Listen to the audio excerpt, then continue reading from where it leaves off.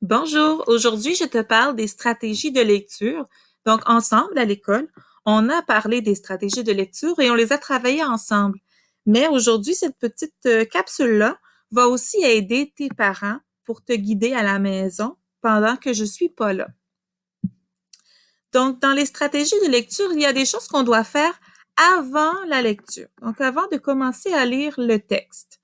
Alors, la première chose qu'on fait, c'est qu'on regarde les images, parce que les images nous donnent des indices à propos du texte, de quoi ça va parler. Par exemple, ici, j'ai la couverture d'un album. Je ne lis pas le titre tout de suite, je regarde les images. Alors, c'est qui? Je vois un ours. C'est quand? Ça doit être l'hiver à cause de la neige. Où est-ce que ça se passe? Eh bien, ça pourrait être une forêt ou une clairière. Et qu'est-ce qui se passe? Quoi? Ben, je pense que l'ours a coupé les arbres. Alors, je n'ai pas lu l'histoire, mais ça me donne une bonne idée. Ça va m'aider dans ma lecture. On peut faire la même chose avec un texte dans un cahier. Parce qu'évidemment, à l'école, on lit souvent pour répondre à des questions, pour vérifier si on a compris. Donc ici, ben, je vois une petite fille qui est en train de réfléchir, un vélo, un garçon sur un vélo, une petite fille qui joue au soccer, une petite fille sur une trampoline et un petit garçon qui fait peut-être du karaté ou du judo. Donc, je pense que ce texte-là parle des sports, ou du moins des activités physiques, des choses qu'on fait à l'extérieur peut-être. Ça me donne une bonne idée. La deuxième chose que je peux faire, c'est lire le titre. Ici, je vois que c'est écrit Le filou de la forêt. Alors, filou, des fois, ça peut me faire dire que lui, il doit faire des mauvaises choses. Alors, il a des mauvaises idées. Je me demande bien qu'est-ce qu'il peut faire dans cette histoire. Et le filou, ça doit être lui, à moins qu'il soit à la recherche d'un personnage. Ça, je ne sais pas, mais ça me donne un indice. Ici, le titre, c'est Des sports d'été. Ah ben là, c'est évident. Avec les images, je pense que je le savais. Cette petite fille-là ne fait pas de sport, mais tantôt, on va peut-être découvrir qu'est-ce qu'elle fait là. S'il y en a, je peux lire les sous-titres. Alors, les sous-titres, il n'y en a pas toujours. C'est comme des plus petits titres. Ça, c'était le grand titre des sports d'été. Et là, j'ai des sous-titres. Club de vélo, soccer, gymnastique, judo. Donc, j'ai des sous-titres pour chaque rectangle ici. Alors, ça me donne une bonne idée. Donc, je sais que ce rectangle-là va me parler de vélo, celui-là de soccer, celui-là de gymnastique et celui-là de judo. Ça va m'aider à comprendre. Je fais des prédictions. Alors, tantôt, j'en ai fait un peu. Hein, je t'ai parlé de ce personnage-là. J'ai essayé de deviner, mais c'est qui? Qu'est-ce qu'il fait? Est-ce que c'est lui le filou? C'est quelqu'un d'autre le filou? Je ne sais pas. Alors, j'essaie de deviner. Ça se peut que je me trompe aussi. Et ici, dans mes prédictions, eh ben, je devine que ça va parler de vélo, de soccer, de gymnastique et de judo. Et là, si j'observe, je vois que c'est écrit quand avec une journée et des heures. Il y a une description. Quand, une description. Quand, une description. Quand, une description. Donc, ça me parle un peu d'un horaire. C'est sûrement une description d'activité. Une autre stratégie de lecture avant de lire le texte, c'est de me poser la question pourquoi je lis. Alors, est-ce que je lis pour le plaisir? Si je lis pour le plaisir, je n'ai pas besoin de m'attarder à des détails dans l'histoire, ni d'observer nécessairement comment le texte est construit. J'ai juste à imaginer l'histoire. Est-ce que c'est pour répondre à des questions, comme à l'école, quand j'ai des exercices? Alors là, ça vaut la peine de voir comment le texte est construit et pour, quand je vais répondre aux questions, retrouver les informations un peu plus vite. Alors, si c'est un texte informatif sur un animal, ben peut-être qu'il y a une section qui me parle de l'animal, comment il est physiquement, de ses caractéristiques. Il y a peut-être une section qui va me décrire son habitat. Une autre section va me parler de son alimentation. Alors, si je suis capable de repérer ces sections, ça va m'aider à répondre aux questions. Est-ce que c'est pour trouver des informations pendant une recherche? Alors là, pendant que je lis, est-ce que j'ai besoin de prendre des notes? Ou est-ce que c'est pour donner mon opinion? Alors, pendant ma lecture, je peux m'attarder à des personnages. Est-ce qu'il y a un personnage que j'aime ou que je n'aime pas, dont je voudrais parler à la fin? Est-ce qu'il y a un moment de l'histoire que j'aime pas du tout ou que ça m'a fait rire ou que j'ai vraiment aimé? Ça va me permettre, à la fin de l'histoire, quand mon enseignante va me demander ce que j'ai pensé de cette histoire, d'avoir des idées, d'avoir des choses à partager. Alors évidemment, quand tu as une page d'exercice, comme dans ABC avec Majesté, généralement, ça vient avec des questions pour vérifier ta compréhension. Alors ici, mon intention, c'est de répondre à des questions.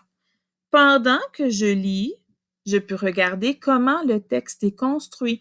Alors tantôt, on l'a vu que ici, c'était des informations sur le vélo. Alors si j'ai des questions qui me parlent du vélo, j'en aurai pas besoin de tout lire. Je vais aller directement lire ce rectangle. Si on me pose une question sur le judo, ben je sais que c'est ici. J'ai pas besoin de tout lire. Ça va m'aider. Maintenant, pendant la lecture, c'est important de lire de la majuscule au point. Alors, je ne peux pas m'arrêter en plein milieu d'une phrase, parce que sinon, ça va pas faire de sens. Tu sais que quand on a une virgule ou un point, on arrête pour respirer un petit peu. Donc, si je fais un exemple, je vais lire sans respecter les majuscules et les points. Béthanie reçoit une part de tarte aux pommes, elle se lève pour prendre un verre de lait, sa sœur. Jézabel a fini son assiette très vite. Alors, tu vois que ça fait pas tout à fait de sens. Mais si je lis de la majuscule au point, là, on peut imaginer un peu mieux la petite scène. Béthanie reçoit une part de tarte aux pommes. Elle se lève pour prendre un verre de lait. Sa sœur, Jézabel, a fini son assiette très vite, mais elle a encore faim. Elle décide d'échanger son assiette avec celle de Béthanie. Alors là, on le sait qu'elle est coquine, il s'est passé quelque chose d'un petit peu drôle. J'ai compris l'histoire. Ça a fait du sens. Maintenant, j'imagine l'histoire dans ma tête. Ça arrive que les amis lisent des phrases, mais ils n'imaginent pas dans leur tête ce qui se passe. Ils font juste lire les mots. Alors pourtant, quand je lis, par exemple ici, Béthanie, je dois imaginer une petite fille dans ma tête. Elle reçoit une part de tarte aux pommes. Alors, dans ma tête, j'imagine que quelqu'un lui donne une assiette avec une belle pointe de tarte aux pommes.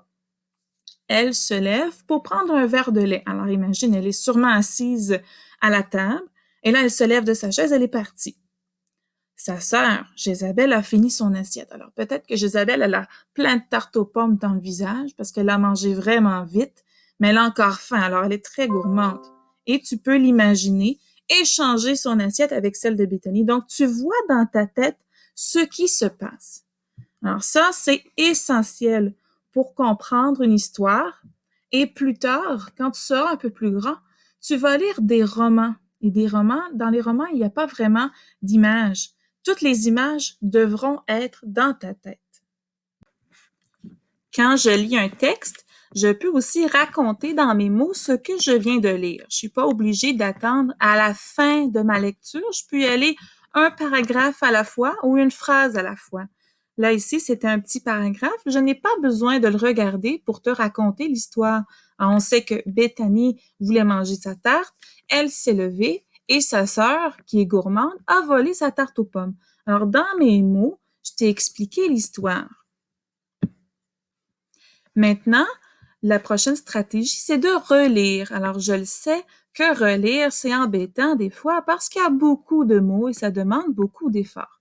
Mais c'est normal de relire autant pour un adulte que pour un enfant parce que on ne peut pas se souvenir de toutes les informations du premier coup.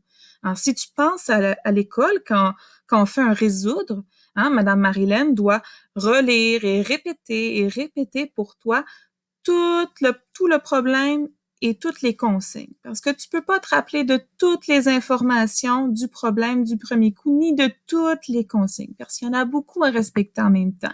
Eh bien, ici, de relire, Ça va te permettre de trouver les réponses aux questions quand c'est une activité dans la classe. Maintenant, numéro 10, je cherche le sens d'un mot. Ça se pourrait bien, dans ta lecture, que tu tombes sur un mot nouveau que tu ne connais pas. Alors, ce que tu peux faire en premier, c'est de lire la phrase. Peut-être qu'en lisant la phrase, tu vas deviner le mot, qu'est-ce qu'il veut dire. Si ça fonctionne pas, on peut regarder les mots qui sont autour. Les mots qui sont autour, ça veut pas dire qu'ils sont dans la même phrase, ça peut être dans le paragraphe ou même le texte. Alors, pense au texte. Quel est le sujet? De quoi on parle? Ça va t'aider peut-être à trouver le mot. Ça peut être un mot de la même famille. Il y a peut-être un mot qui y ressemble. Alors, si dans un texte, tu tombes sur le mot injuste et que tu sais pas ce que injuste veut dire, tu peux penser au mot juste parce que c'est un mot de même famille. Alors là, tu sais que injuste, c'est le contraire de juste. Et tu peux toujours demander de l'aide. Alors, tu peux demander à tes parents de t'aider à chercher. Ça peut être dans un dictionnaire ou sur Internet, ou peut-être qu'eux, ils le savent, ou à l'école, si c'est avec moi. Tu le sais, tu lèves la main et moi, je te dis avec plaisir qu'est-ce que ça veut dire. Après la lecture, alors tu peux faire comme je t'ai expliqué tantôt, quand on dit qu'on partage notre opinion, sauf que là, tu peux le faire tout seul. Alors, tu réagis tout seul. Est-ce que tu l'as aimé? Est-ce que tu as appris quelque chose? Et finalement, tu peux faire un résumé. Alors, un résumé, c'est quand on a une grande histoire, mais on l'explique avec pas beaucoup de phrases. On fait un petit résumé, ça veut dire que je prends pas 1 heure à tout expliquer l'histoire. Il y a des détails qu'on enlève. Comme cette histoire que tu connais du lièvre et de la tortue, je peux te la résumer. Alors ici, je l'ai résumé en 3 phrases. C'est l'histoire d'un lièvre et d'une tortue qui font la course. Le lièvre court vite et décide de faire la sieste. Pendant la sieste, la tortue dépasse le lièvre et gagne la course. Alors, 3 phrases, j'ai résumé. Je n'ai pas dit que le lièvre, là, il était adossé contre un arbre et qu'il y avait des belles fleurs autour de lui. J'ai pas dit que la tortue avait fait des efforts, qu'elle était fatiguée. Je n'ai pas raconté le moment où elle a passé la ligne d'arrivée et où les gens l'ont applaudi. Alors, j'ai enlevé tous les détails pour aller à l'essentiel. Ici, si je te fais un résumé, eh bien, ici, la petite fille, elle s'appelle Jade. Jade, on l'a vu ici dans la lecture, elle a joué au hockey tout l'hiver, puis là, elle se demande, mais qu'est-ce qu'elle va faire cet été? Et ici, ce sont des publicités pour des activités pendant l'été. Alors, elle pourra choisir une activité. Alors, en résumé, les 12 stratégies de lecture dont je t'ai parlé. Avant la lecture, il y en a 5. Je regarde les images, je lis le titre, je lis les sous-titres, je fais des prédictions et je me demande pourquoi je lis. Pendant la lecture, je lis de la majuscule au point, j'imagine l'histoire dans ma tête, je raconte dans mes mots, je relis, je cherche le sens d'un mot difficile. Et après la lecture, je réagis et je résume. Donc voilà, j'espère que ça va t'aider, ainsi que tes parents, pour lire à la maison.